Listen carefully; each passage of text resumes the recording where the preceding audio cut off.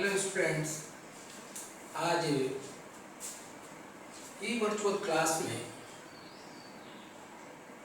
Physical education के 4th chapter में जो पार्ट शेष रह गए थे समर वैकेशन से पूर्व, उसके ऊपर हम फोकस करेंगे। और वो चैप्टर है संक्रामक रोग। संक्रामक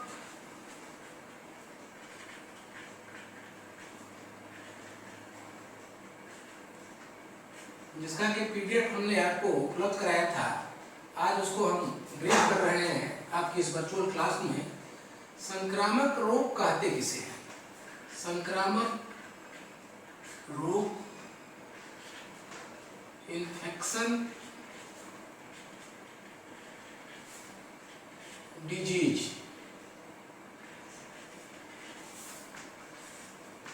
आज हम इसी के ऊपर फोकस करेंगे। अब इसमें प्रश्न बनता है कि संक्रामक रोग है क्या, या संक्रामक रोग कहते किसे हैं, या संक्रामकता या इन्फेक्शन को हम कैसे समझ सकते हैं। तो इसके संक्रामक रोग के जो मुख्य अवयव हैं, स्वाभाविक रूप से समझने के लिए जब उनके ऊपर हम फोकस करते हैं या नजर डालते हैं या समझने का प्रयास करते हैं, तो संक्रामकता में पहला जो बिंदु निकल के सामने आता है वो ये है कि जो व्यक्ति स्वस्थ है उसको अगर किसी अस्वस्थ व्यक्ति या रोगी व्यक्ति के द्वारा छुआछूत के द्वारा कोई रोग प्राप्त हो जाता है या वो एक्वायर कर लेता है, इसी को हम संक्रामकता कहते हैं। तात्पर्य किसी रोगी के द्वारा किसी स्वस्थ व्यक्ति को जो उपसर्ग के रूप में ट्रांसफर किए जाते हैं रोग, उन रोगों को हम संक्रामक रोग के तौर पे जानते हैं। जैसा कि हमने पीडीएफ में भी आपको उपलब्ध कराया है, उस पीडीएफ को आप पढ़े होंगे। One day before I am saying this thing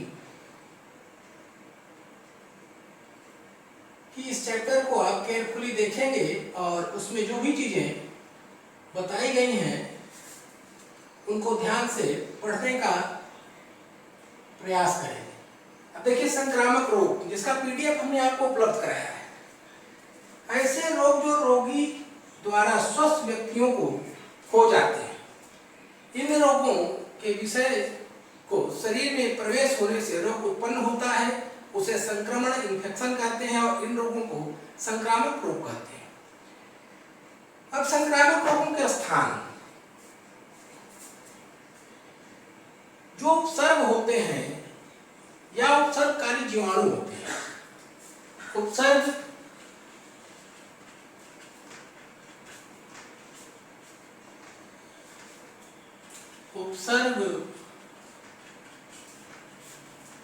कारी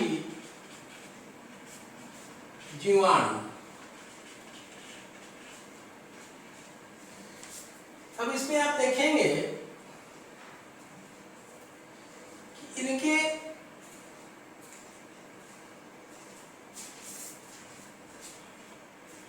हम प्लेसेस कहाँ कहाँ पाते हैं, स्थान कहाँ होते हैं जिनसे मनुष्य को ये उपसर्ग या छुआछूत के रोग प्राप्त हो जाते हैं।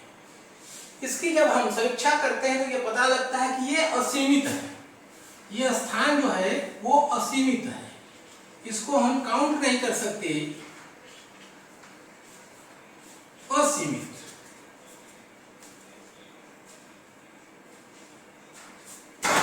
जैसे पहला अगर इसमें मानते हैं मनुष्य के द्वारा, मनुष्य के द्वारा, आगे आप देखेंगे जो आपको जानकारी मुहैया कराई गई है, मनुष्य के द्वारा, दूसरा पशुजन्य, और तीसरा हम आपको उपलब्ध कराए गए पीडीएफ से ही आपको ये जानकारी या सामग्री उपलब्ध करा रहे हैं। कीटाणुजन्य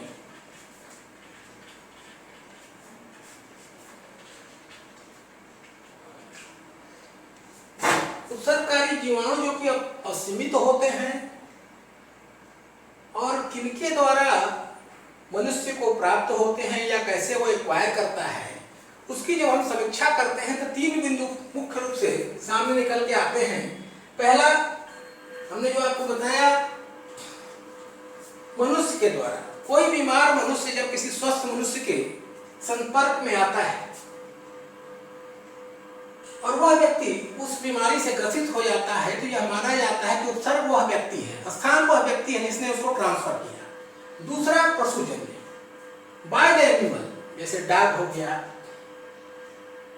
गाय हो गई, या तमाम तरह के एनिमल हैं जो आदमी पालता है या जिनके संपर्क में वो आता है, उनके द्वारा यह रोग ट्रांसफर होता है, उनके द्वारा जो उपसर्गित होता है, उस रोग को हम, उस इन्फेक्शन को हम, इन्फेक्शन डिजीज को हम वाइल्ड एनिमल के नाम से जानते हैं कि यह पशुओं के द्वारा मनुष्यों में स्थानांतरित होता है, ट्रांसफर होता है, इन्फेक्शन करता है, जिससे कि व्यक्ति रोगी हो जाता है। तीसरा कीटाणुजन्य, पशुजन्य में अगर चर्चा करें तो पशुजन्य भी हो सकता है, पशुओं से हो सकता है, और बाय द बर्ड, पशुओं के साथ साथ चिड़ियों के द्वारा, जैसे हम मुर्गा खाते हैं, मुर्गी खाते हैं या और भी जानवर खाते हैं, for the burning example of the bird bat, bat means चमगादड़, जिसके के द्वारा विश्व को ये कोरोना नामक डिजीज प्राप्त हुई। तो इन इंफेक्शन को हम बाय बर्ड कह सकते हैं कि पक्षियों के द्वारा मनुष्यों में ये ट्रांसफर हुई और पूरा वर्ल्ड, पूरा संसार, पूरा विश्व इस समय इससे संक्रमित है। तो हम चर्चा कर रहे थे कि कौन कौन सी चीजें हैं जैसे इन्फेक्शन वाले रोग व्यक्ति को प्राप्त होते हैं। उसमें 3 पॉइंट हमने आपको बताए, मनुष्य के द्वारा मनुष्य को, पशु के द्वारा मनुष्य को, और चिड़ियों के द्वारा मनुष्य को, और कीटाणुओं के जन्म से। अब इसमें से आपको समझ में आ रहा, मनुष्य द्वारा मनुष्य, मैंने बताया, उस पर फोकस किया कि यदि मनुष्य से मनुष्य को ट्रांसफर होता है तो उस इन्फेक्शन को हम मनुष्य के द्वारा मनुष्य में ट्रांसफर होने की संज्ञा देते हैं या पहचान करते हैं। दूसरा, पशु से जब वो चीजें या चिड़ियों से जो चीजें अगर मनुष्य को प्रभावित करती हैं, इन्फेक्टेड करती हैं, तो उसको हम पशुजन्य या चिड़ियों के द्वारा स्थानांतरित किया गया इन्फेक्शन या संक्रामक रोग कहते हैं। तीसरा है कीटाणुजन्य। कीटाणुजन्य के कई उपवर्ग भी हैं। जैसे अब क्या है, जैसे हम आपको पीडीएफ में हमने दिया हुआ है कि कीटाणु के फैलने के कारण या प्रसार क्या क्या है। आप देखेंगे कीटाणुओं के फैलने या उनके प्रसार के काजेस क्या हैं और शरीर में या व्यक्ति में ये कैसे प्रवेश करते हैं। पहला है घाव या चोट के द्वारा। घाव या चोट के द्वारा। अब घाव या चोट, it is the most important point for the sports person in the field of the physical education. घाव या चोट के द्वारा सबसे महत्वपूर्ण ये बिंदु है किसी भी शारीरिक क्रियाविधि में या शारीरिक क्रिया कार्यक्रम में इन्वॉल्व हो रहे खिलाड़ी के लिए, व्यक्ति के लिए या स्वस्थ व्यक्ति के लिए, कि जो अपने को फिट रखता है हेल्थ हाइजीन के अकॉर्डिंगली, यदि कोई चोट लग जाती है, कोई घाव हो जाता है और उसको सुरक्षित तरीके से उसको ठीक करने का प्रयास हमारे द्वारा नहीं किया जाता, तो इस खुले हुए चोटीले स्थान से, घाव से ग्रसित शारीरिक मांसपेशियों में कीटाणु प्रवेश करते हैं और इन्फेक्ट करते हैं जिससे व्यक्ति व्यथित होता है, रोगी हो जाता है, यह एक काज है। दूसरा, वायु के द्वारा। जैसे वायु में बहुत से कीटाणु, बहुत से वायरस मिले हुए होते हैं। दूसरा, वायु के द्वारा।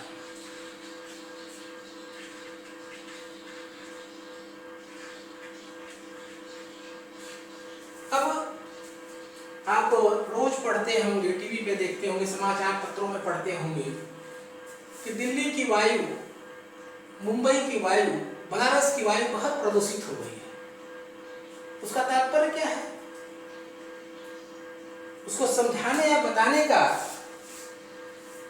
प्रयास क्यों किया जाता है इलेक्ट्रॉनिक मीडिया के द्वारा, प्रिंट मीडिया के द्वारा? जन सामान्य को सचेष्ट और संज्ञान लेने के लिए क्यों निर्देश समय समय पर जारी किए जाते हैं? उसका मुख्य कारण यही है कि वातावरण में विषैले पदार्थों की, विषैले अम्लों की उपस्थिति बहुत ज्यादा हो गई है और ऐसे विषैले पदार्थ श्वसन के द्वारा हमारे नोजल सिस्टम से या मुख के द्वारा जब श्वास नली से फेफड़े में प्रवेश करते हैं तो व्यक्ति तमाम तरह की व्याधियों से ग्रस्त हो जाता है। सांस की बीमारी, फेफड़े की बीमारी, गले की बीमारी, मुख की बीमारी, त्वचा संबंधी बीमारी। तो कहने का तात्पर्य कि वायु द्वारा भी एक कीटाणुजन्य जो उपसर्ग होते हैं वो यहाँ से वहाँ स्थानांतरित होते हैं और स्वस्थ व्यक्तियों को भी रोगी बनाने का काम करते हैं। अब आगे इसके क्रम में हम जब बढ़ते हैं तो सबसे महत्वपूर्ण जो एक और भी माध्यम, एक और भी मोड हमारे सामने उपस्थित होता है वो बाय द फूड, भोजन। कहा जाता है कि हमेशा आप गर्म भोजन लें जो स्वास्थ्य के नजरिए से, स्वास्थ्य के दृष्टिकोण से बहुत मुफीद और अच्छा होता है।